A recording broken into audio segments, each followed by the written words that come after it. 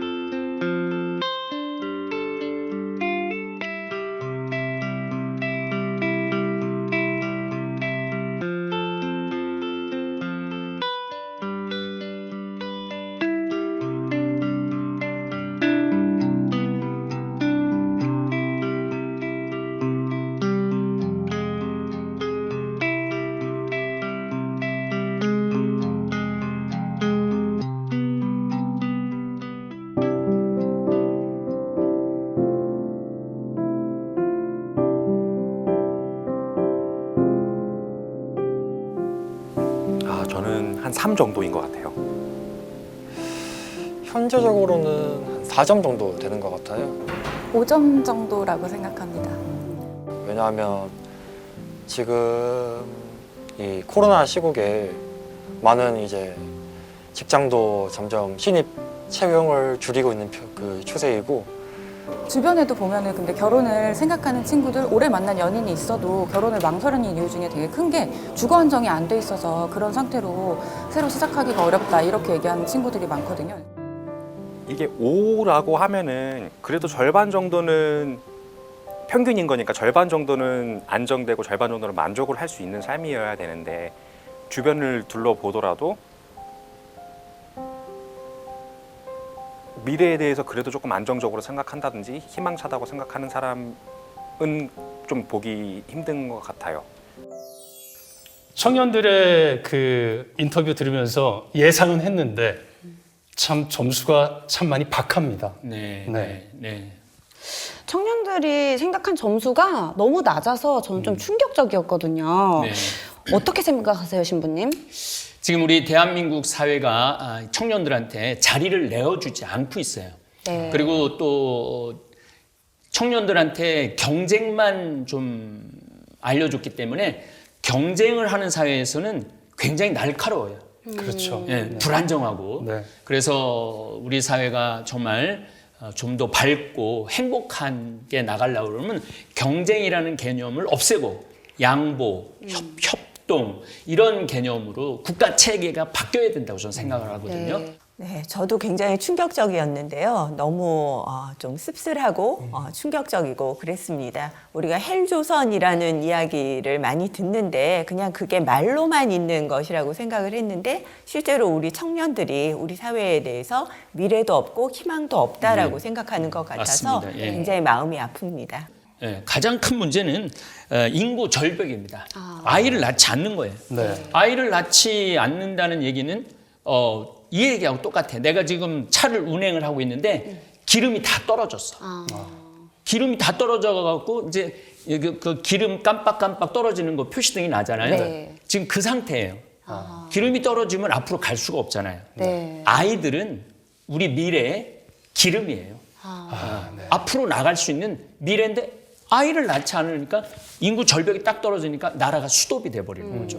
시동 꺼지기 직전이네요. 그렇지. 시동 꺼지기 직전에 지금 와 있는데 지금 대통령들 이슈를 보면은 이런 문제를 다루지 않아요.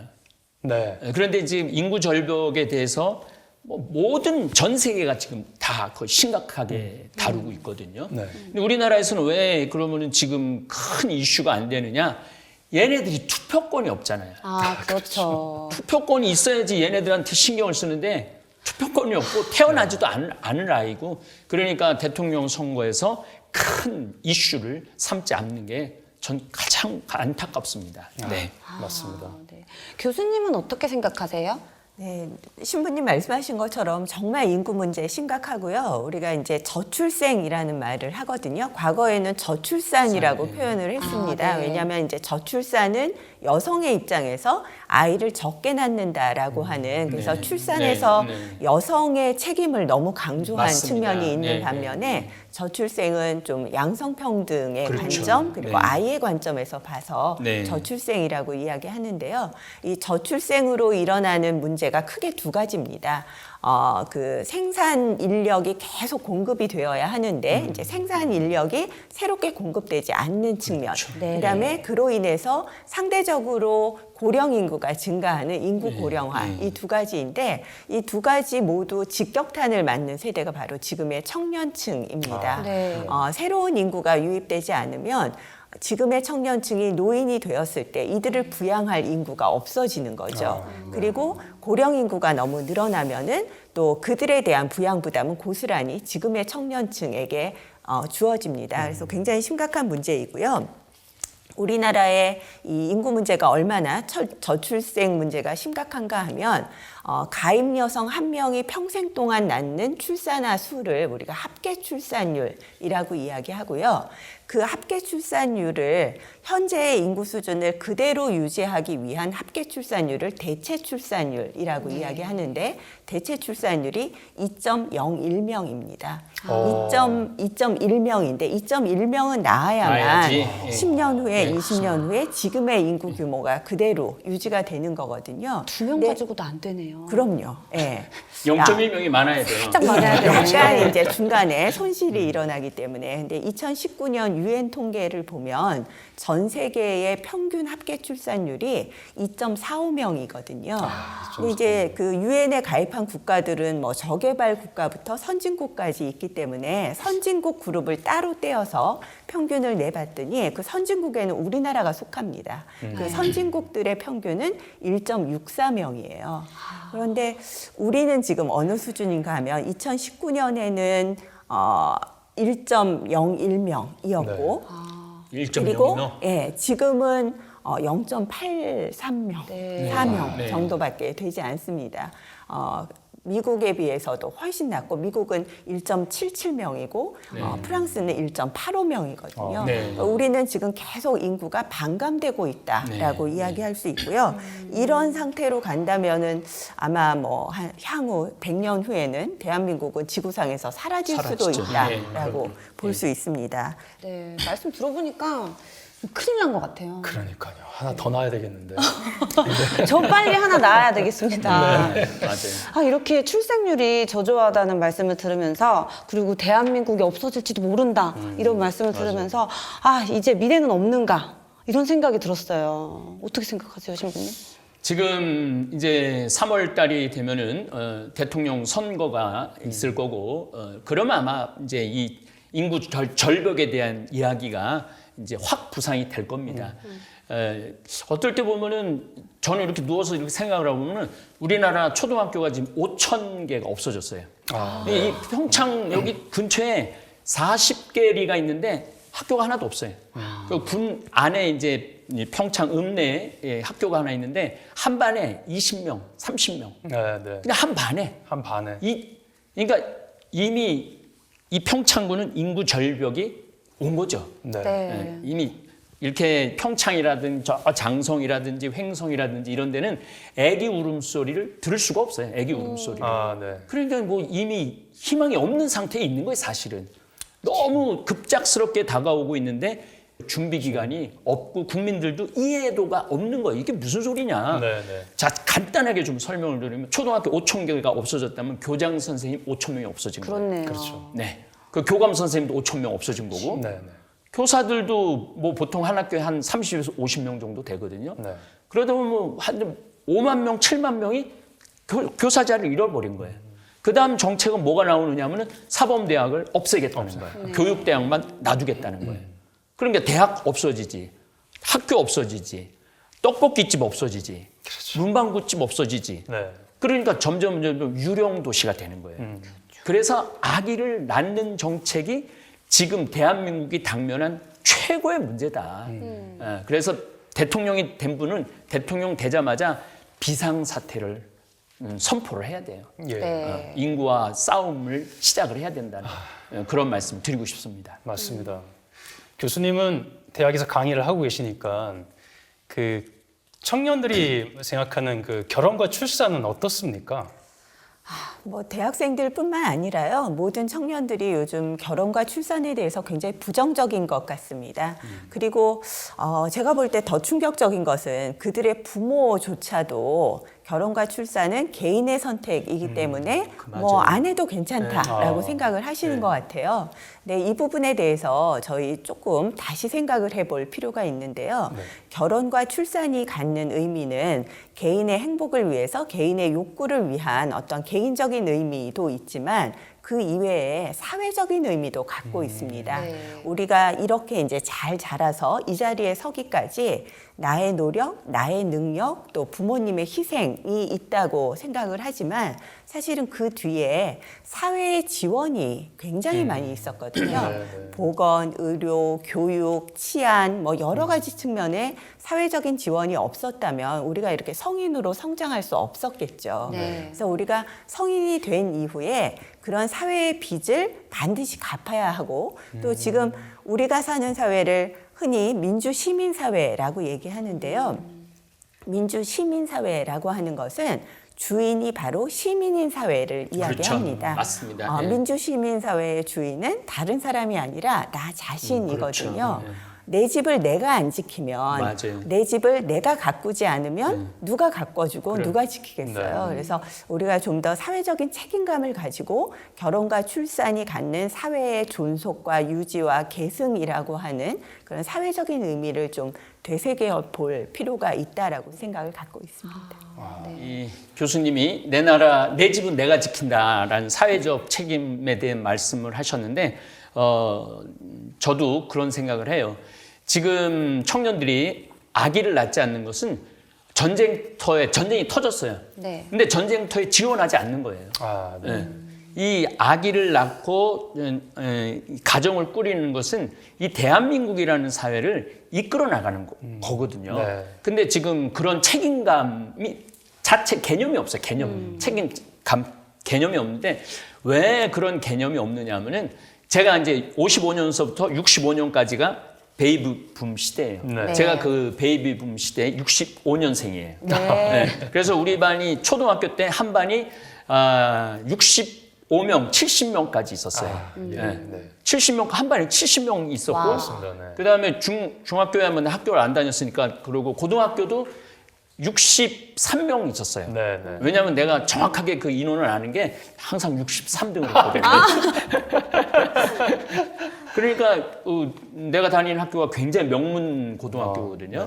굉장히 명문 고등학교였는데 그렇게 많았는데 지금 30대, 40대 요 세대가 제가 보기엔 가장 교육적인 혜택을 비참하게 받은 세대예요. 태어나자마자 공부하기 시작한 아이들이에요. 네. 제 늘 드리는 말씀이지만 태어나자마자 눈을 떴는데 A, B, C, D가 돌아가는 거예요. 네, 그리고 세상은 저 얼마나 산이 아름다워.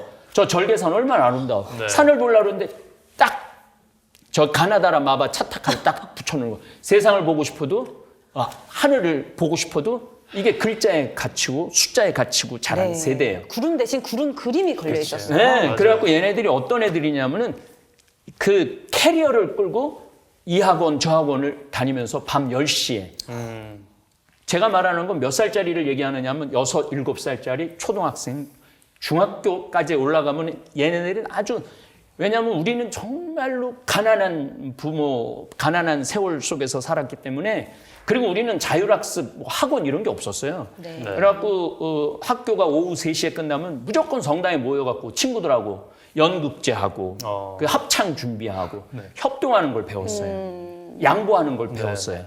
그리고 공동체를 가꾸는 것에 내가 어떻게 해야 되는 눈치를 봤어요. 근데 지금 30대, 40대 아이들은 그런 것도 안 봤어. 이제 돈도 많이 벌었어, 부모가. 네. 그래갖고 학원을 5개, 6개 막 보내. 아이고. 그런데 죽어라 하고 뛰어갔단 말이야. 그러니까 얘네들이 또 막상 이제 결혼을 딱 해고 보면은 이런 생각이 드는 거야. 내가 태어나서 지금까지 공부만 하고 추억이 하나도 없고 학원, 학교, PC방 이외에는 추억이 없단 말이에요. 내가 아이를 낳으면 그런 세상을 또 살 건데 그런 걸 물려주고 싶지 않다는 거예요. 그리고 또 경제적으로도 안정되지 않고 아무 일이나 하면 사실은 빨리 안정되죠. 아무 일이나 하면은. 우리 생태마을에 고등학교 졸업하자마자 여기 취직한 친구가 하나 있는데 5년 근무하고 120평짜리 밭이 있고 30평짜리 집 있는 걸 샀어요. 얘는. 5년 동안 그것만 모아갖고. 그러니까 남들 뭐 일이 뭐 아르바이트하고 저리 아르바이트 할 때 생태마을에 와갖고 아주 꾸준히 일을 하니까 1억 5천짜리 집을 산 거예요. 그리고 걔는 너무너무 행복한 거죠. 그렇죠. 또 중요한 것 중에 하나는 자신의 삶을 살고 싶은 거야. 아이한테 자신의 삶을 빼앗기고 싶지 않은 거예요. 그리고 그 양육비도 자신도 없고. 그러니까 아이를 낳지 않는 거예요. 그래서 이제는 태어나서부터 계속 행복하게 애들 글자 가르치지 말고 학원 강제로 보내지 말고 초등학교 때는 책상을 없애고 중고등학교 때도 음악 미술을 없앴은 이게 말이 되는 소리예요. 음악 미술 수업을 없앤다는 게 말이 안 되는 이야기입니다. 예. 어떤 고등학교는 체육 시간도 거기는 과목이 없으니까. 그러니까 오로지 경쟁 1등 이런 이 제도를 완전히 바꾸면은 아이 낮춰 이렇게 아름다운 나라, 좋은 나라에서 1등만 기억하는 더러운 세상. 그렇지. 이게 그냥 나온 말이 아니거든요. 맞아. 네. 예. 교수님 어떻게 생각하세요? 예. 누가 그런 말씀 하시더라고요. 우리나라 부모들은 아이랑 놀아줄 때 일부러 져준답니다. 그러니까 더 잘할 줄 알지만 게임에서 져주고 달리기에서 져주고 그래서 잘했다, 네가 최고다라고 키우고 외국의 부모들은 미국 부모들은 아이랑 악착같이 경쟁을 해서 아이를 이긴답니다. 당연히 어른이 이기겠죠. 달리기도 빠르고 게임도 더 잘하니까. 그래서 어려서부터 지는 법을 아이가 맞습니다. 배우는데 맞습니다. 우리 예. 부모들은 한 번도 아이한테 지는 법을 맞습니다. 가르치지 예. 않죠. 예. 그러면 아이가 언제 지는 법을 처음으로 경험을 하게 되는가 하면 학교에 가서 사회에 나가서 맞아요. 예. 굉장한 충격이겠죠. 맞는 말씀이. 그래서 거기서 비관을 하고 맞아요. 본인이 능력이 있음에도 불구하고 그 능력을 다 못 펼치는 그런 경우가 굉장히 많거든요. 그래서 신부님 말씀하신 것처럼 정말 우리가 좀 어떤 그 사회를 보는 관점부터 바꾸어야 하지 않을까. 근본적으로 바꿔야죠. 예. 그래서 너무 교육에 집착하지 말고 너무 경쟁에 집착하지 말고 좀 살기 좋은 것이 무엇인가, 행복이 무엇인가, 만족이 무엇인가에 대한 좀 고민을 새롭게 해봐야 하지 않을까 하는 생각이 듭니다. 네, 맞습니다. 네. 제가 보좌 신부 때나 본당 신부 때나 또 이제 이 강의를 다니면서 아이 학원 보내지 말아라. 그냥 지칠 때까지 놔둬라. 그런데 어제도 한 부모가 이제 결혼을 한다고 내가 천년성체 준 아이가 이제 결혼을 한다고 왔는데 이제 신부님 강론 말씀처럼 학원 안 보내고 공부하라고 얘기 안 하고 아주 지칠 때까지 놀았대. 5년 동안 책 한 번을 안 본 애들이래. 초등학교 때 아예. 그런데 얘네들이 한 애는 서울대 가고 한 애는 홍대 미대를 갔대.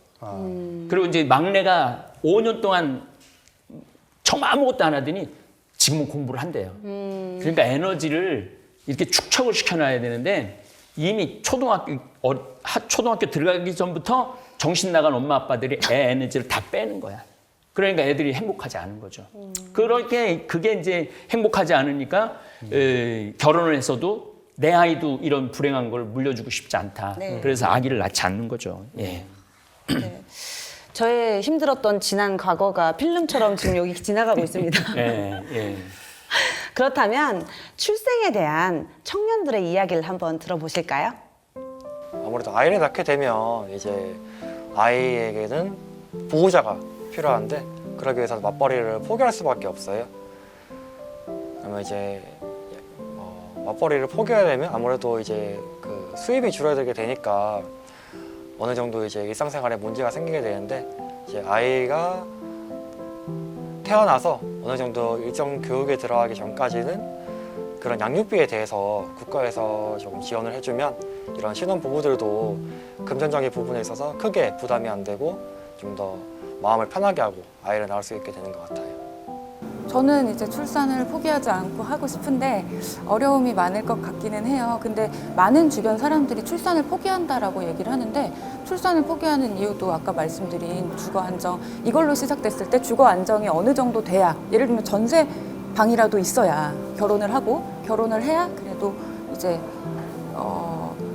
아이도 낳게 되는데 오히려 결혼을 포기하기 때문에 아이를 포기한다가 맞는 것 같거든요. 결혼을 포기하는 많은 이유는 여러 가지 주거나 이런 어려움이라고 저는 생각이 들어서 그런 부분이 해결이 돼야 될 것 같다 이렇게 생각합니다. 아이들끼리의 비교가 저는 훨씬 더 출산을 망설이게 한다고 생각을 해요. 지금 상태에서 애를 놓는다라고 하면은 애한테 해줄 수 있는 게 많이 없어요. 내가 낳을 자식은 지금보다 더 치열하게 살았으면 살았지 이것보다 나아지진 않을 거라고 하는 그런 생각도 있으니까 어떻게 보면은 사회가 청년들한테 희망을 심어주고 있지 못하다. 네, 그렇게 볼 수 있을 것 같아요. 가장 청년들한테 필요한 거는 내가 열심히 살면은 나도 먹고 살 수 있다 라는 사회가 돼야 되는데 지금 어떻게 보면 저희가 아무리 뭐 하루 24시간 진짜 뭐 1년에 365일 그렇게 일한다고 해도 한 10년 동안 돈 한 푼 안 써야지 서울에 있는 집 한 채 살 수 있잖아요. 10년도 일해도 그렇게 안 될 수도 있어요. 근데 누군가는 이미 가지고 있는 것들 때문에 서울에 있는 집이 여러 개가 생기고 있다는 그런 현상이 발생을 하고 있는데 개천에서 용난다라고 하는 게 어떻게 보면은 저희가 희망을 가지고 뭔가를 몰두하고 일을 할 수 있는 그런 원천이라고 생각을 하거든요. 근데 지금은 그 개천에서 뭐 예를 들어서 붕어 한 마리도 지금 나오기 힘든 상황이 돼버렸잖아요. 이렇게 청년들이 결혼과 출산에 대해서 굉장히 부정적인 시각을 많이 갖고 있는데 그러려면 어떤 정책 같은 게 필요할 것 같은데 혹시 신부님께서 건의하고 싶은 정책 같은 게 있을까요? 있죠. 가장 확실한 정책이 있습니다. 제가 이 답을 어디서 찾았느냐면 캐나다에서 찾았어요. 캐나다 강의를 갔는데 이제 공사를 하면은 정지 뭐 스탑, 고 이런 사인을 하잖아요. 아주 예쁘장한 여자들이 하는 거예요. 그래서 쟤네들이 뭐냐 그랬더니 쟤네들이 고등학생인데 임신을 한 아이라는 거예요. 임신을 해갖고 아기를 낳은 아이들이라는 거야. 그럼 걔네들한테 국가가 어떻게 했냐면 직업을 줘요.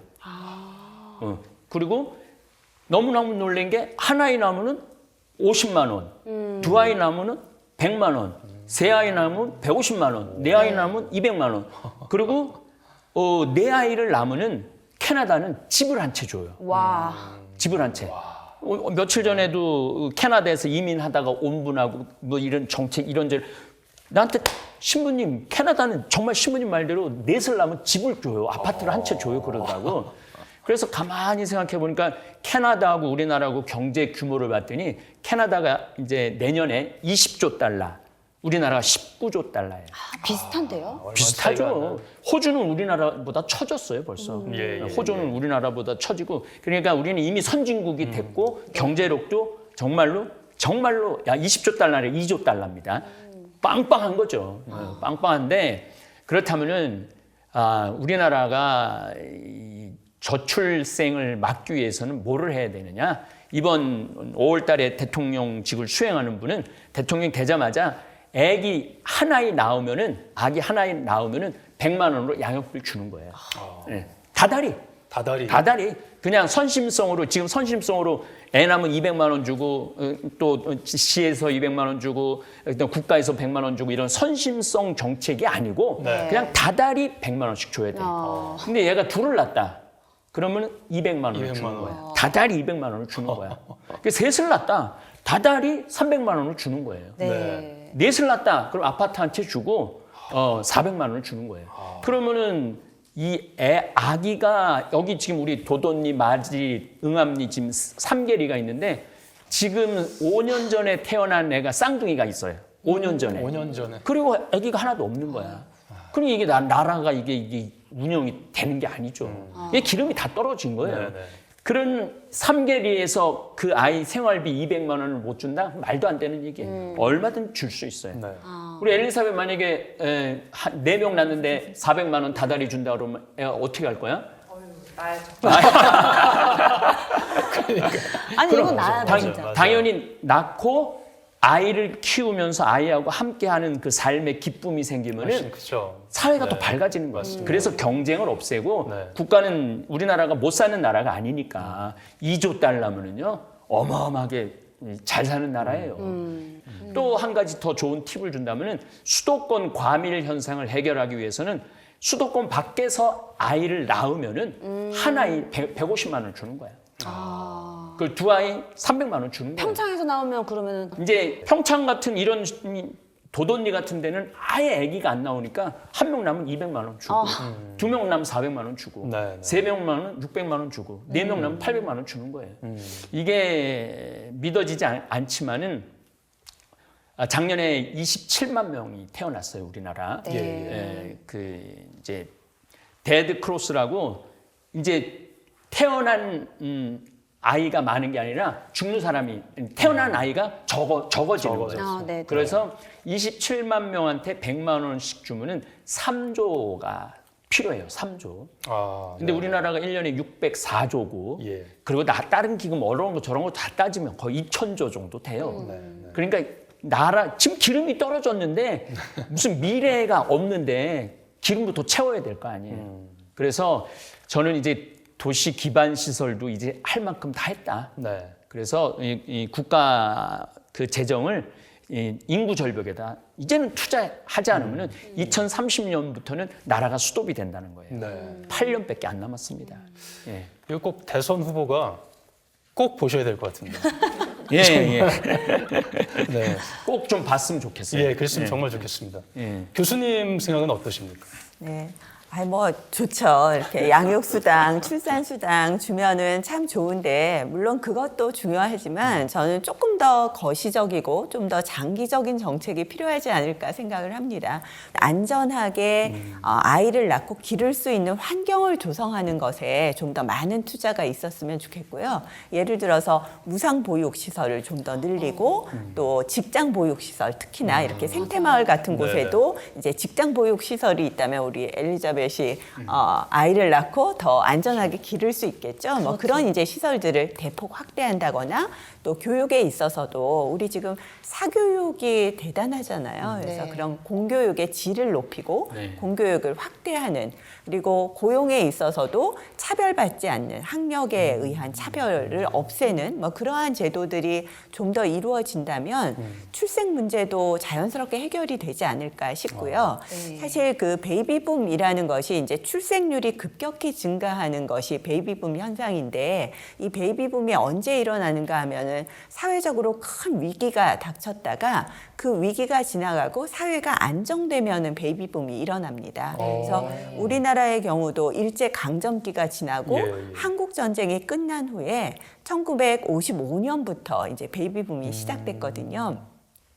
어떻게 보면 청년들의 시각에서 지금의 사회는 실업, 뭐 부동산, 또 환경 문제, 코로나 여러 가지로 전시나 다름없는 맞습니다. 예, 전쟁을 그렇죠. 방불케 하는 상황인 거죠. 그래서 이런 상황을 좀 안정시키고 사회를 좀 더 풍요롭고 살기 좋은 사회를 만든다면 뭐 수당이 없더라도 출생률은 자연스럽게 올라가지 않을까 생각합니다.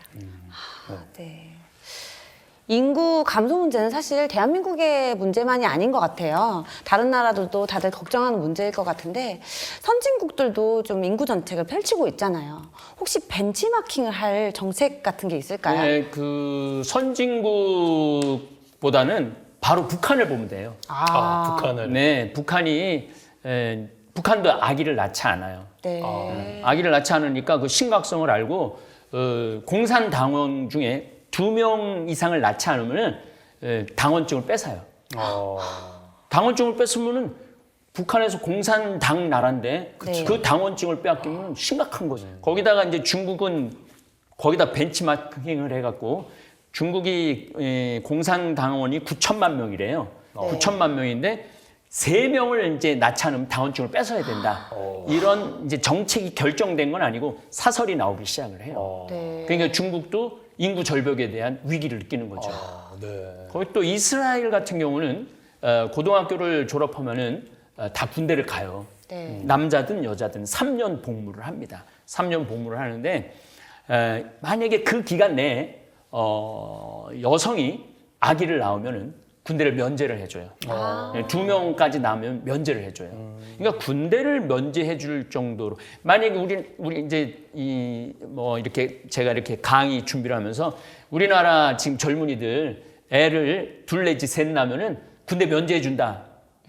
그러면 내가 보기에는 많이 날 것 같은데. 엄청나게 낮죠. 네. 그러니까 그만큼 이 인구 세상의 가장 확실한 예측은 인구래요. 네. 인구가 노인이 몇 명이고 젊은 층이 몇 명이고 아이들이 몇 명이면은 경제가 어떻게 돌아갈 것이고 사회가 어떻게 변형되어 나갈 것인가. 그 인구는 숫자가 딱 나와 있는 거잖아요. 네. 숫자가 딱 나와 있는 거기 때문에 정책도 분명하게 펼칠 수가 있다는 얘기입니다. 프랑스 같은 경우는 인구 정책을 위해서 1년에 50조를 써요. 50조를 써요. 근데 프랑스도 우리나라보다 한 3등급 정도밖에 안 높아요. 네. 경제 규모가. 네. 일본 같은 경우는 이제 분당 같은 신도시를 1990년도에 85년도에 어마어마하게 졌어요. 예. 근데 인구 절벽이 이제 일본은 90년부터 시작해갖고 절벽이 시작이 됐어요.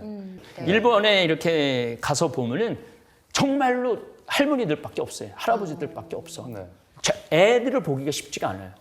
네. 노인이 3,500만 명 정도 되니까 이 일본은 계속 0% 성장을 할 수밖에 없죠. 우리나라도 앞으로 나라를 좀 더 발전시키고 그러려고 그러면은 돈을 써야 돼요. 정부가. 돈을 써야 되는데 어디다 써야 되느냐? 아이 낳고 아이 키우는데. 그래서 그 경쟁을 좀 없애고 교육제도를 바꾸고. 근데 사실은 뭐 교수님이시지만은 교육계에 있는 사람들이 가장 보수적인 것 같아요. 안 바뀌어. 네, 30년 제도나 50년 제도나 심지어 100년 전 일본 강점 시대 그 제도도 그대로 있는 경우가 많아요. 그래서 교육부를 없애야 한다는 말도 나옵니다. 그렇습니다. 맞아요. 네. 교육부를 없애야 되는 네. 신부님 말씀 드리면서 궁금한 게 생겼습니다. 뭐냐면 요즘 정치인들이 그런 얘기를 할 때 포퓰리즘이다. 네. 라는 비난을 많이 하지 않습니까? 네. 그거에 대해서 신부님 어떻게 생각하십니까? 이제 이 인구 절벽 문제는 포퓰리즘 문제가 아니고 인기 영합주의 문제가 아니고 우리 집도 조카가 6 있는데 결혼을 4 아이가 했어요. 그런데 4 아이 중에 아이를 낳은 아이는 1명밖에 없어요. 예, 그것도 2 아이. 그러니까 네 아이가 8명이 지금 결혼했는데 나온 게 2명밖에 없어. 그 다음에 어떻게 되겠어? 그게 10년 이내에 다가온다는 거예요. 그건 포퓰리즘의 문제가 아니고 우리나라 국가 생존의 문제, 생존의 문제. 내 나라는 내 가정은 내가 지킨다고 네, 말씀하셨듯이 이제는 결혼이라는 게 내가 이 대한민국이라는 나라를 지키기 위한 어떤 전쟁터에 참전하는 그런 마음. 또 제가 말씀드렸지만 이제 기름이 이제 한 2리터, 3리터밖에 안 남았어. 네. 근데 주유소가 안 보여. 네. 주유소가 어디 있는지 안 보여.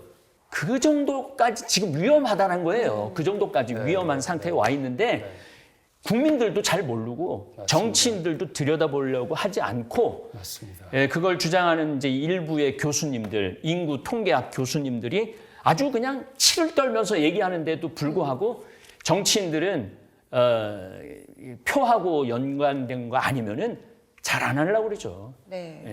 그거 참 안타깝습니다. 안타깝습니다. 예. 참. 교수님, 교수님께서 생각하시는 저출산, 청년 취업, 또 결혼 어떤 생각을 갖고 계십니까?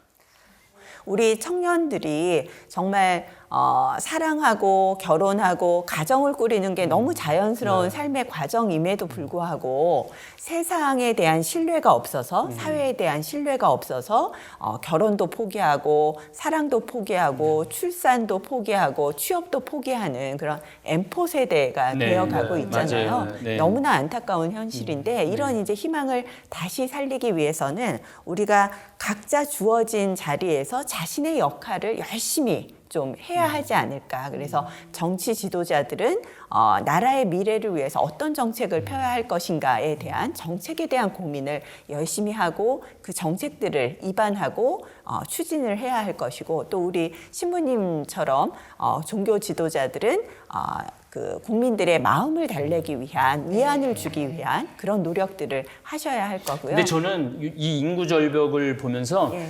무슨 뭐 위안을 주는 것보다도 내가 장가를 가야 되는 거 아닌가.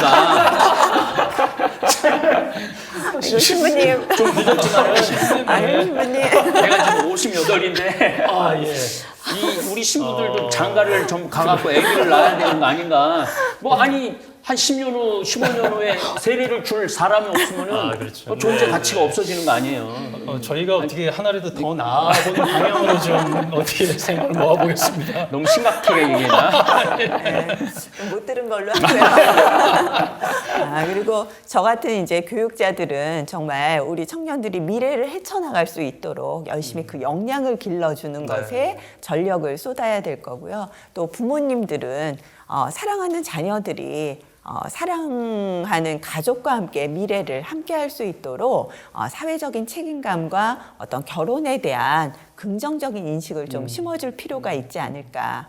만약에 그렇게 된다면 지금 거의 꺼져가고 있는 이 대한민국의 희망의 불씨가 조금 살아날 수도 있지 않을까 하는 희망을 가져봅니다. 네.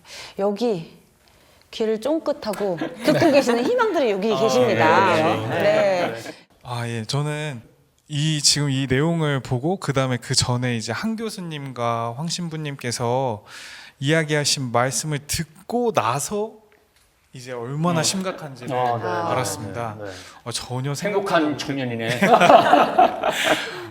저는 조금 다른 의미로 좀 많이 좋게 생각하고 있는 상황이고 그다음에 네, 아주 만족하고 계세요.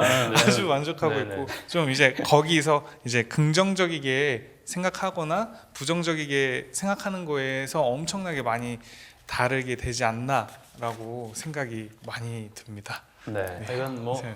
만족하다 지금. 그 말씀하신 거고. 아니 둘이 저기 사귀고 있어요 지금. 연애까지 하고 있으니까 얼마나 좋겠어. 아니, 자꾸- 매일 보니까. 자꾸 커플을 데리고 오세요, 신부님.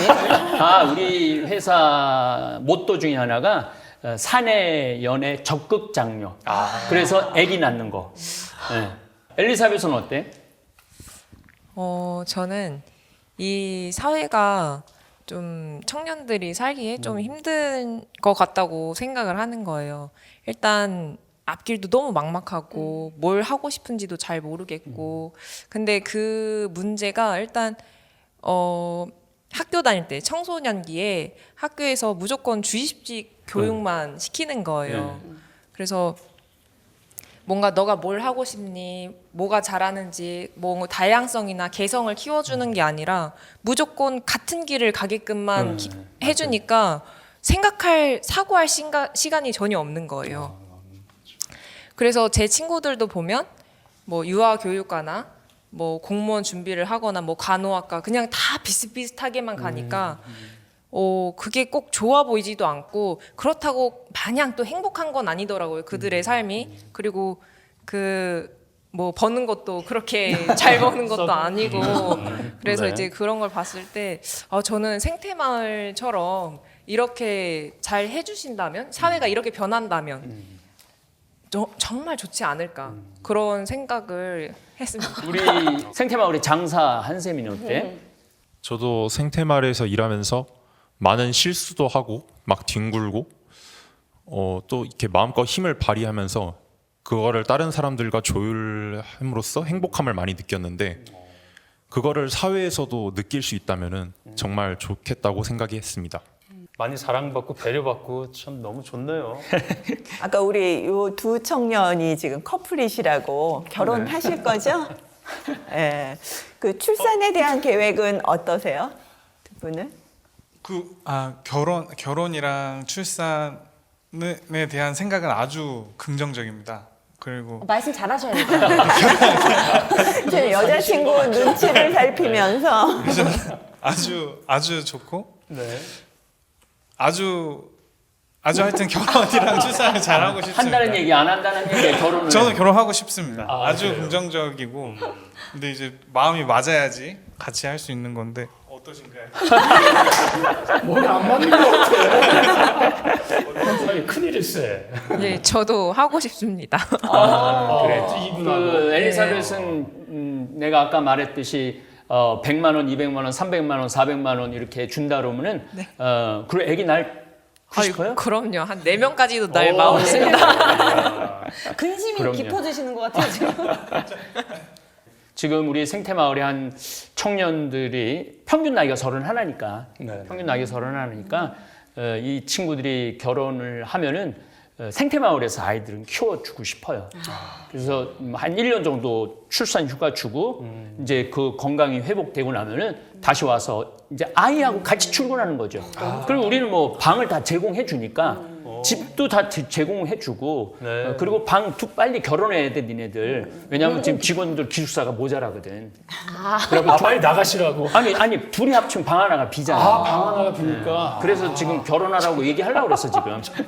제가 약간 오판을 미국에는 호프 메도우라는 그 공동체가 있거든요. 거기에는 그 독거노인들과 이렇게 젊은 부부들이 함께 사는 공동체입니다. 근데 그 안에서 이제 젊은 부부들이 아이를 낳으면 그 지역에 일자리를 주고 일을 나간 동안 그 노인들이 아이들을 돌봐줘요. 그래요? 그리고 얼마나 젊은 좋아. 부부가 네.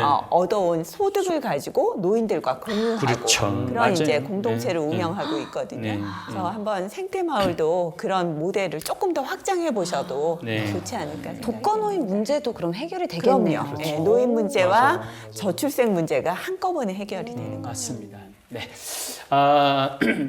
제가 이 인구 절벽이라는 이 주제를 꺼낸 이유가 하느님께서 자식을 많이 낳고 번성하라고 이렇게 그리고 이 아름다운 지구를 다스리라고 이렇게 말씀을 하셨거든요. 그런데 그러니까 내 자손을 많이 만들고 생명이 이 지구 안에 흘러 넘쳐야 된단 말이에요. 생명이 지구 안에 흘러 넘쳐야 되는데 대한민국은 생명이 흘러 넘치는 게 아니라 생명이 사그라들고 있는 거예요. 그러니까 복음적이지도 않다는 얘기예요. 복음적이지도. 그리고 사람은 사랑을 해야지 존재의 의미를 찾아요. 사랑을 하지 않으면 삶의 기쁨이 없어요. 근데 아무리 돈 많이 벌고 경제 시스템 잘해놓고 그렇게 해놨는데 사랑이 없고 어떤 자손이 없고 가족이 없다 그러면은 그 존재의 의미가 없는 거죠. 그래서 이런 문제들은 우리 교회도 심각하게 전 다뤄야 된다고 생각을 해요. 그래서 저는 우리 다볼사이버 성당에서는 올해부터 어떤 정책을 피느냐 하면 올해 태어난 아이들은 30만 원 축하금을 주는 거. 그리고 자녀 넷을 키우는 집은 그러니까 최고 장남이 26살 이하 가정에 자녀가 넷이 있으면 양육비 내지는 축하금으로 30만 원을 지불하는 정책을 지금 펼치려고 지금 벌써 이제 선포를 해놨어요. 네, 그래서 교회가 말로만 할 것이 아니고 교회도 양육비의 함축을 담당해야 하지 않느냐. 그래서 지금 제 계획으로는 월 한 5천만 원 정도는 지금 봉헌하려고 좀 마음 먹고 있어요. 신부님 저 올해 목표 아기 낳기 거 아시죠? 그럼 뭐 내가 30만 원 그냥 탁 쏠 테니까 걱정하지 마세요. 열심히 노력하겠습니다. 네. 저희 교수님께서도 한 말씀 해주시죠. 청년들을 위해서. 네, 청년은 바로 우리의 미래고요. 또 청년이 없으면 이 사회 자체가 존재할 수 없습니다. 그래서 무엇보다도 청년이 행복한 세상, 또 청년이 행복해서 우리 모두가 행복한 세상이 되었으면 좋겠고, 그러기 위해서 우리가 함께 좀 노력하고 함께 협력했으면 좋겠습니다. 오늘 이렇게 좋은 자리에서 여러분들과 좋은 그 이야기를 나눌 수 있어서 굉장히 영광이었습니다. 네, 감사합니다. 네, 신부님과 교수님의 말씀 들으면서 청년들이 지금 처하고 있는 취업 문제, 경제 문제들이 가장 선한 방법으로 이렇게 해결되기를 또 기도하겠습니다. 우리 사회가 청년들에게 꿈을 좀 꿀 수 있는 사회가 됐으면 좋겠습니다. 시청자 여러분, 주변에 청년분들 계시다면 사랑한다, 잘하고 있다라고 이렇게 응원해 주시는 그런 시간 보내시면 좋겠습니다. 저희는 다음 주에 찾아뵙겠습니다. 건강하시고 행복하십시오. 감사합니다. 감사합니다.